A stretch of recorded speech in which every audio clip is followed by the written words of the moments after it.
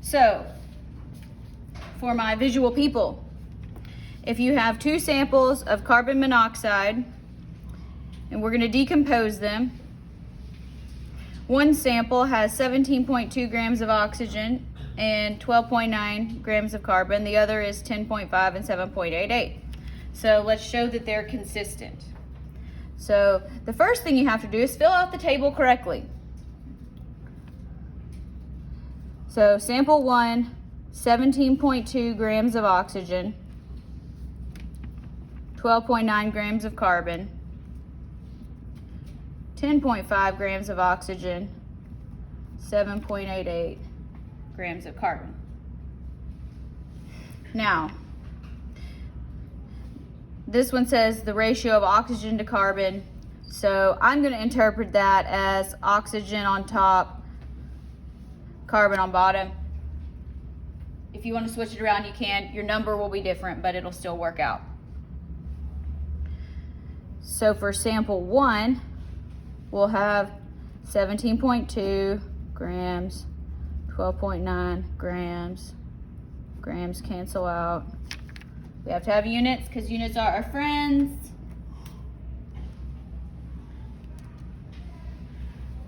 Now then, you take your calculator, 17.2 divided by 12.9. What do we get? 1 and a whole bunch of 3s. How many significant figures do we have?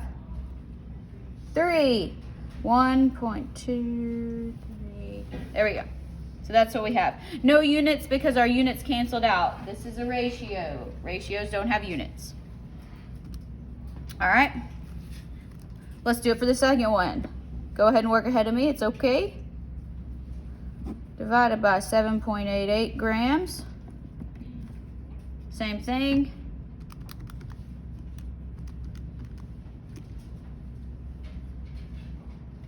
Once again, we have 3 significant figures. 1.33. It's not the exact same if you carry out all the decimals, but things in a laboratory rarely come out exactly how they're supposed to. But we're going to say it's the same. So we can say it is consistent with the law of definite proportions.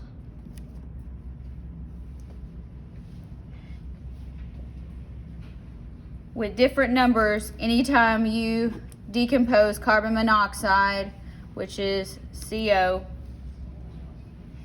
you're going to have carbon and oxygen in this sort of mass ratio. So that's the law of definite proportions. Make sure you remember the word definite, because we're going to have a different one. It's similar, but different. All right? All right. So here we have 2 samples of carbon tetrachloride. We're going to decompose them. One has 38.9 grams, that's an of carbon, 448 grams of chlorine, 14.8 and 134. All right. Carbon, 38.9 grams. Chlorine, 448 grams.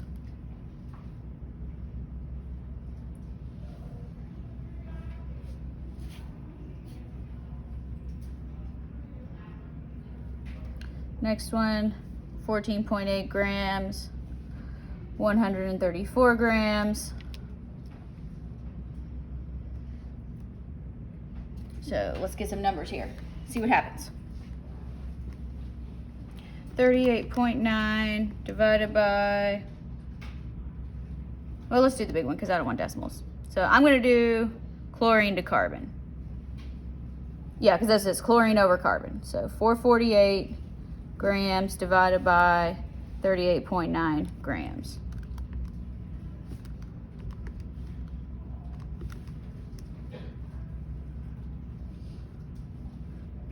3 significant figures, I get 11.5.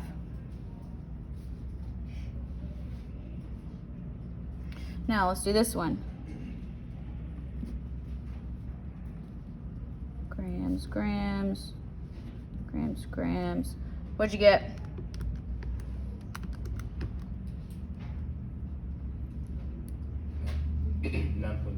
Yeah, 9.05. Uh-oh. Is that what we're supposed to get? No. Don't worry, I did this on purpose. This sometimes happens in the lab. You go, that didn't work out. That's not what I expected to happen. So when that happens in the lab, you investigate. You say, what in the world happened? So if you're performing this experiment like the water, the electrolysis one, maybe what if you had a leak in your test tube and some of it escaped? So you can kind of troubleshoot possible ways in your experiment that went wrong. So you say, that doesn't really look right. I'm going to try it again. So you do it again. And this time you get 14.8 grams and 170 grams. So 170 grams, 14.8 grams. Work that out.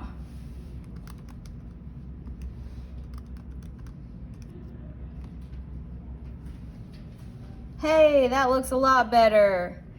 3 significant figure rounding, 11.5. All right, so that one works. So you say, oh, the experiment is not a total failure. So if you are in lab, that's one of the things that they'll ask you to do in the lab report is to evaluate possible sources of error. And it's possible sources, so just think about what could have gone wrong. Questions so far? Anybody missing any blanks? Who thinks this is easy? Nobody's gonna raise their hand. Y'all gotta learn how to participate better. All right. Here we go. Law of multiple proportions. This is different than the law of definite proportions. Do not get them confused. So multiple. It says, when two elements, we're going to call them element A and element B, form two different compounds,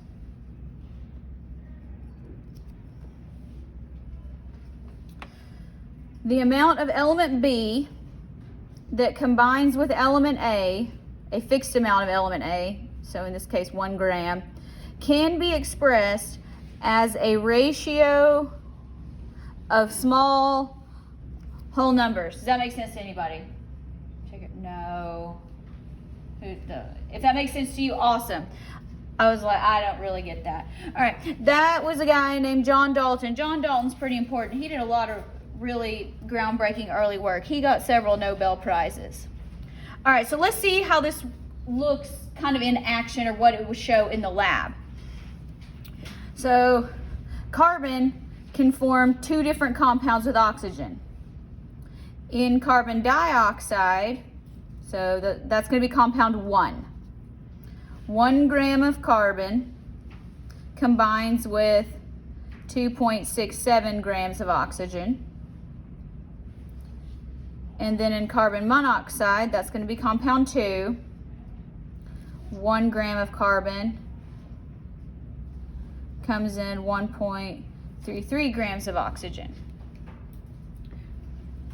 So what you end up doing here is these are the same. So we're not going to do oxygen to carbon because it's already given you the ratio. So here we're going to do the ratios of what's different. So we're going to say 2.67 grams versus 1.33 grams. Grams are going to cancel out.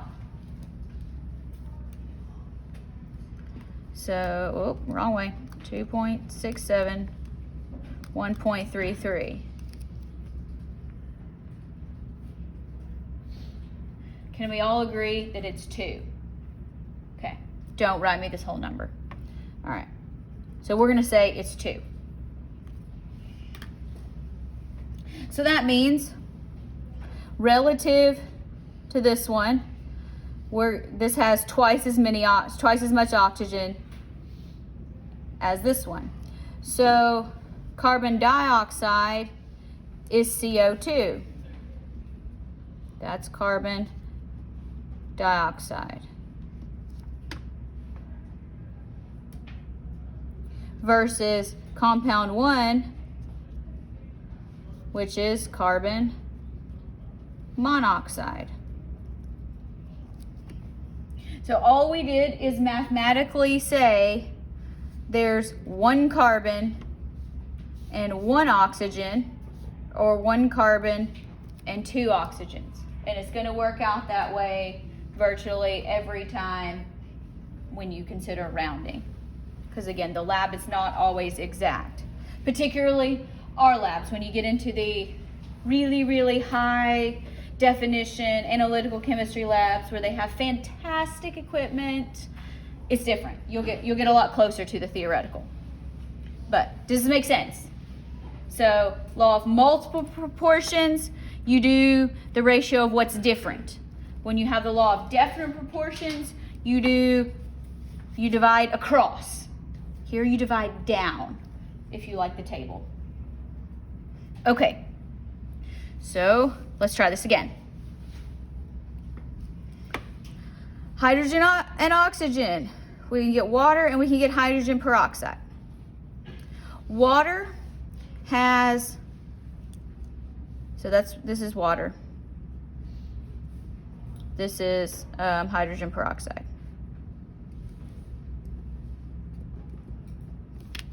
Because right now at this point, I do not expect you to know the difference. Next chapter though. All right.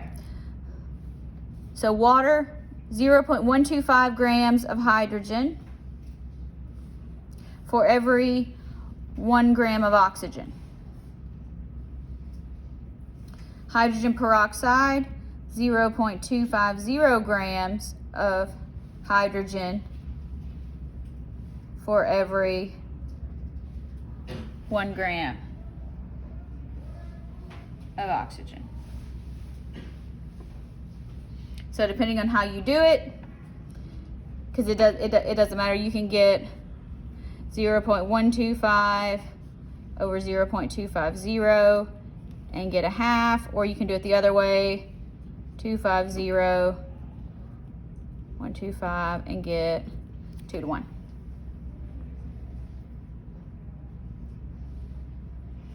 So you ignore what's the same, only divide what's different when we're doing multiple proportions. Does that make sense? Yes. Okay, turn the page. Don't worry, it's only going to get more complicated from here. That's what I do. I take something simple and make it really complicated. So here's how it can look all expanded out. The 5 oxides of nitrogen. So you can divide these out, but it's easier to see the pattern here. Look, same amount of nitrogen and different amounts of oxygen. If you look at these, what's common about them? What's their common factor? They're all multiples of 8. Yes.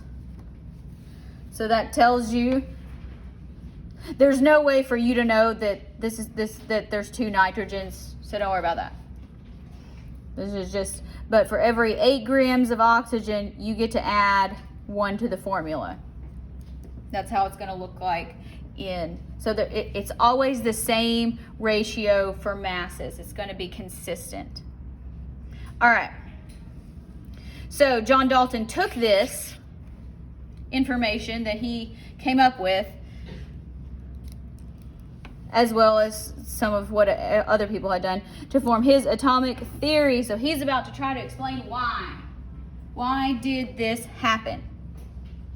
All right. Now, this is Dalton's atomic theory. We're not talking about today's atomic theory. But remember, this is back in like 1810-ish. So it's a long time ago. You can look at how much he got right. He said each element is composed of tiny, indestructible particles, and we call them atoms.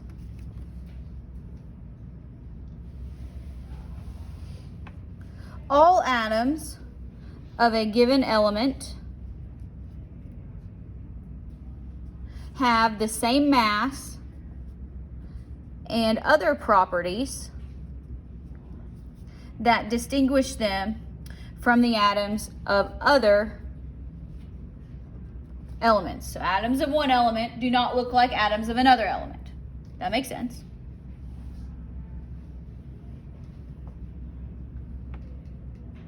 All right.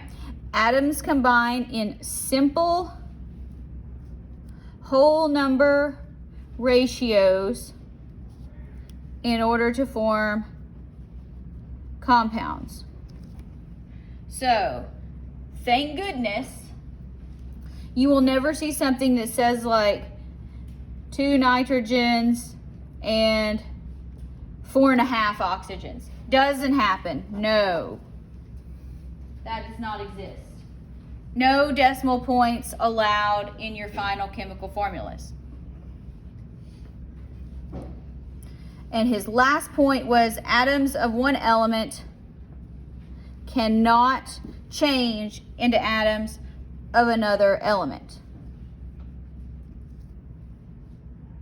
They only change the way that they are bound together with other atoms. So they can rearrange, but they can't change, is what he said. And he's actually mostly right on all of these. This he's completely right on. There's a few slight variations. All right. So, let's see if I can find the cathode ray tube.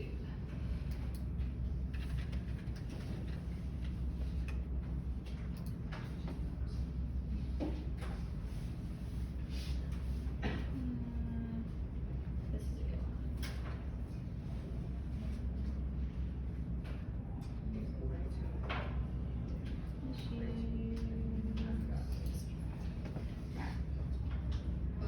Inside, there's nothing inside. It's actually a vacuum tube, so there's nothing but a vacuum on the inside.